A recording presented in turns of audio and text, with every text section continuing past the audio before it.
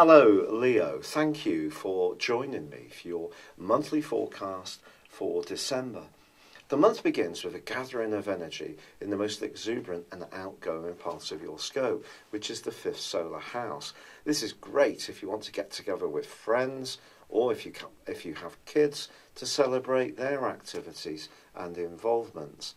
But there are a few things I need to tell you within this. And one of the things is that Mercury, the planet of communication, is in this sector too, but starts a retrograde on the 3rd. Now, if you know your astrology, you'll know that a retrograde can cause some mischief, but it's also a potential to mend things as well. So do bear that in mind. But being in the 5th house, this can be linked to romance, and it can be linked to dates and arrangements and meetings. So through to the 23rd, it is going to be important to micromanage your schedule, stay very closely in touch with others, and triple check that everyone has the same understanding of events. And that will limit the potential for cross wires. But there's more than this, because the Sun on the 3rd goes into opposition with the full moon, which is in the sign of Gemini. Now for you, this is going to give you a few challenges in terms of your time management in the following 2 weeks, but particularly around the time you spend with a romantic partner if you have them and your children, or the time you get out with friends and other social interactions. And if you are someone who's very organised, this may be something that you can deal with on the face of it pretty well. But in the background, we have the role of Neptune, which is squaring up to this quarter moon. And Neptune is a very dreamy, confusing, and sometimes distorting influence. So when it comes to close involvements, especially romantic involvements, the potential for the square on this particular full moon, and then Neptune squares up with Venus, and then with Mercury, whilst Mercury is still twisting backwards, suggests that if you're trying to plan Christmas with a partner or someone you're drawn towards, then you may not always find yourselves on the same piece of paper in quite the clear way you would like. And part of the problem could be around expectations, or it could be that there's issues with finances, or someone is not who you're getting to know, is not necessarily the person you'd like them to be. So if you are single and you do meet someone through this period, the first 3 weeks of this month, just go cautiously as you get to know them, because there could be a part of you that would like to throw caution to the wind, especially through to the 8th, when Mars is still in a very get-go part of your scope. But then on the 9th, Mars moves into a much more tender area, but potentially also a more needy one. This can give you the push to make any last-minute changes to the physical structure of your home, particularly if you are going to be having guests over the festive period, or perhaps it can just make you more mindful of family arrangements.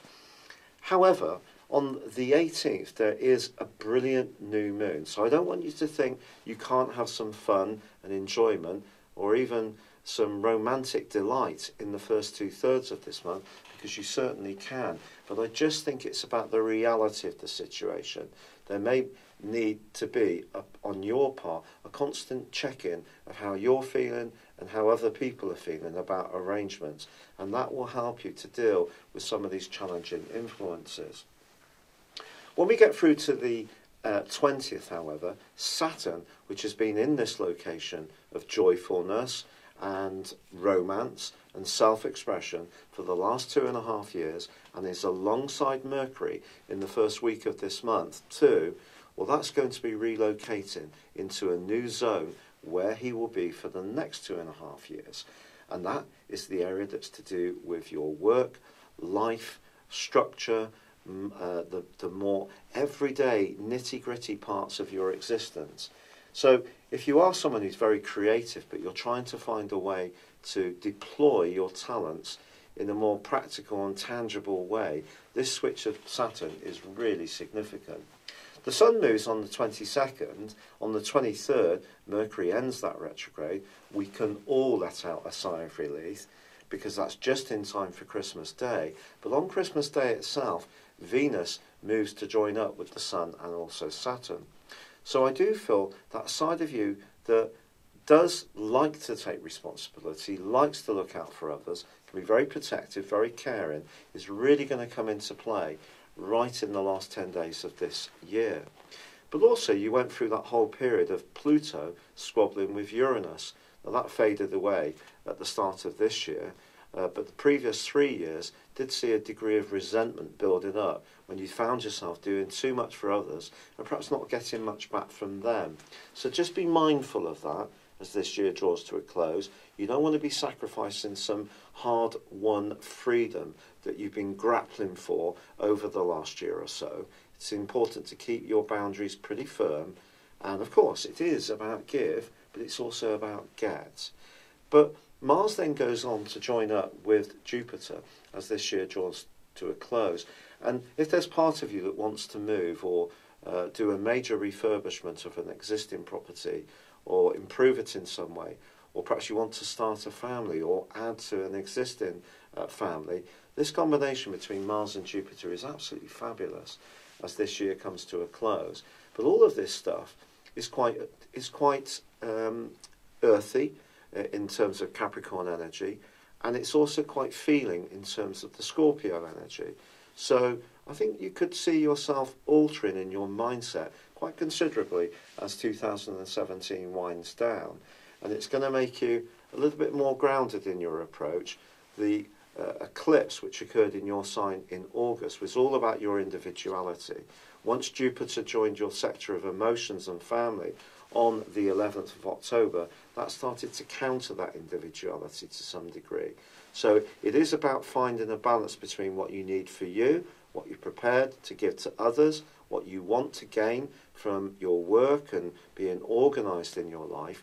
And I do feel you're now getting down to the deployment side of any hopes that you fermented in August. Now it's how you're going to make it happen in a more practical, structured way, which is going to be the exciting project for next year for you. It's been a real pleasure being with you. Thank you for joining me. Wishing you a very happy Christmas, good luck, and goodbye for now. Hello, thank you so much for watching my video. I'd love you to join me at my Horoscope Ace app.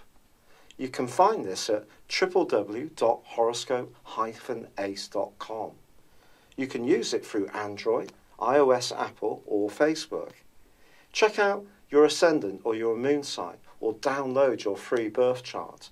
There's all your favourite videos, plus there are daily, weekly, monthly and yearly horoscopes for general, love, Chinese and Indian astrology. If your passion is tarot, there's my brilliant 3-card money or love tarot readings too. And it's all there at www.horoscope-ace.com. Thank you.